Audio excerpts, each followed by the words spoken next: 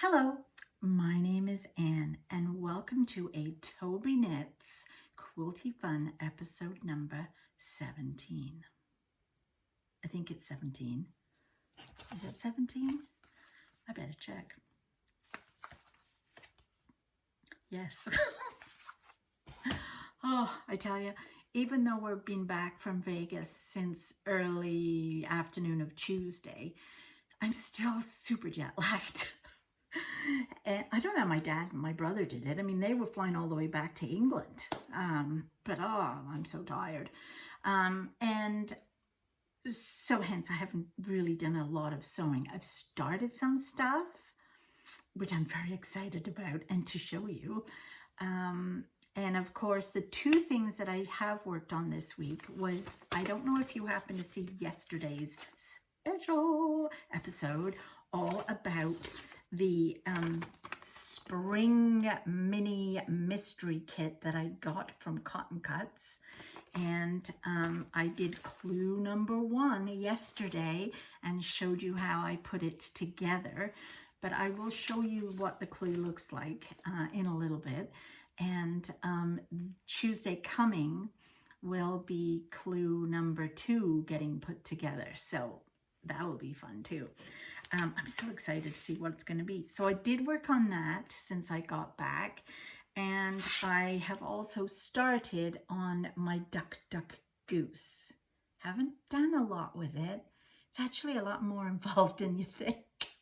So let me take you over to my cutting table and put you down so that you can see what I'm talking about.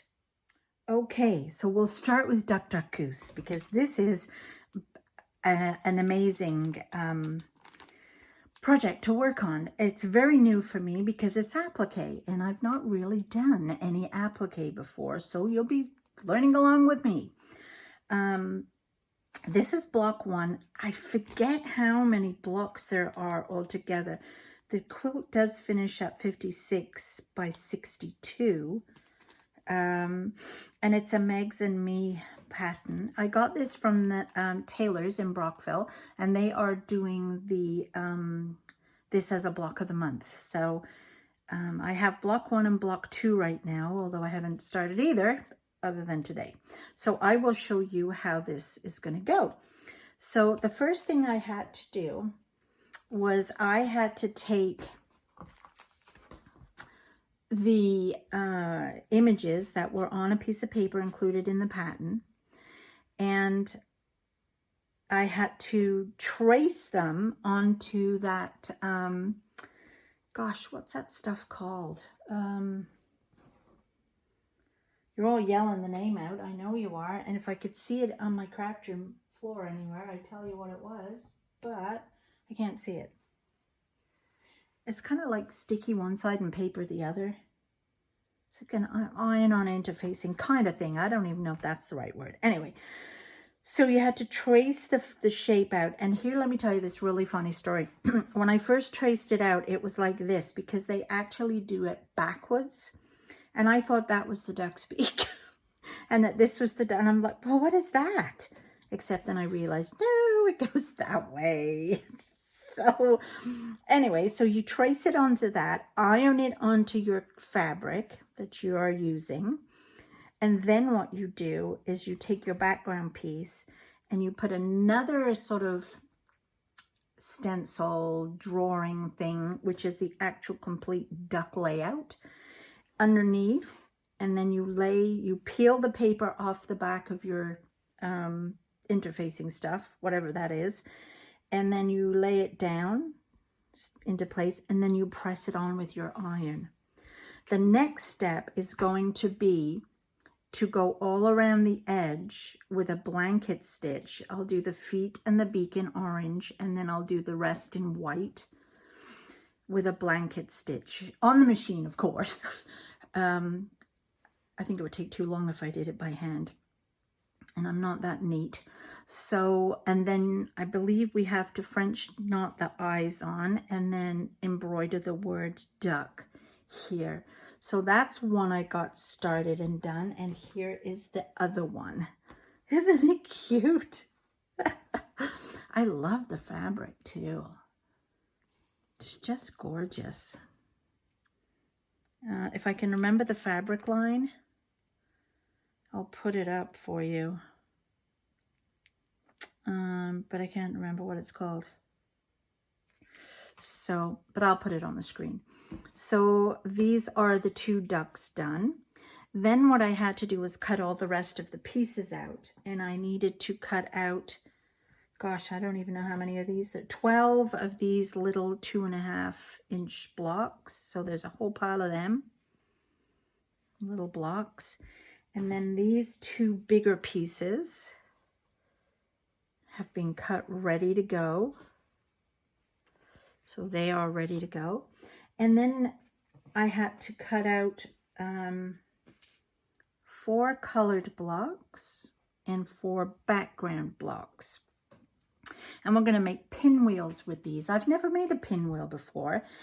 And I've actually never made a half square triangle like this before either. So basically the way they asked us to do it, and it's really hard, as you can see, for me to tell the background, which is the right side versus the wrong side. So, but anyway, so I think this is the right side. So you have to put your right sides together like that. Make sure they're all lined up lovely.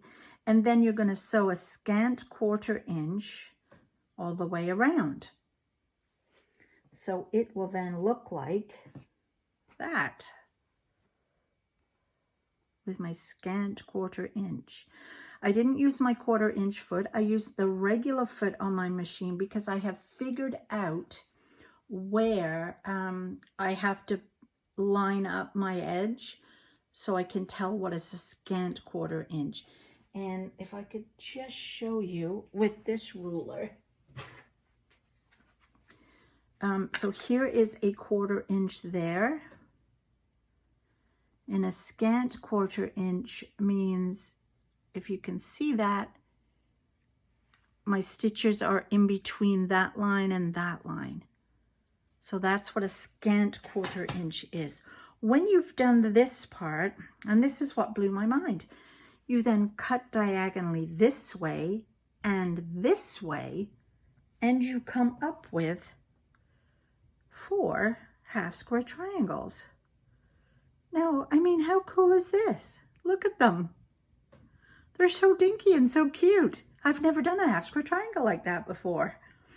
So I thought that was really cool. So I'm going to cut off my little ends, my dog ears.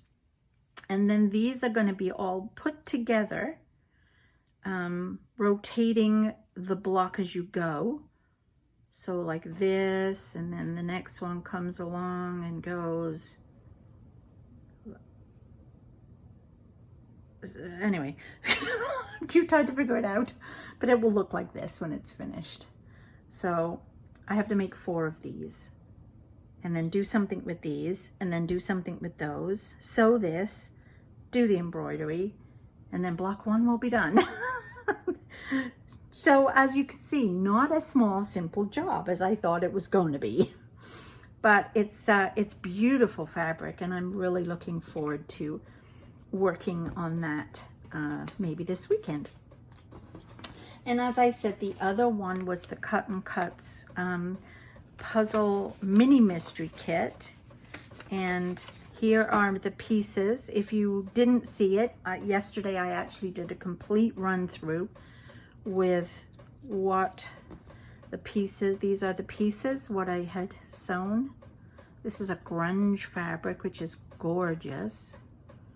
So these are the pieces that I made yesterday, or the day before, whenever I did them. But the video was out last night, or tonight. The video was out tonight. No, the video was out last night. I don't even know what day it is anymore. So those are all done and ready, and I will be doing clue number 2 on Tuesday for everybody to see.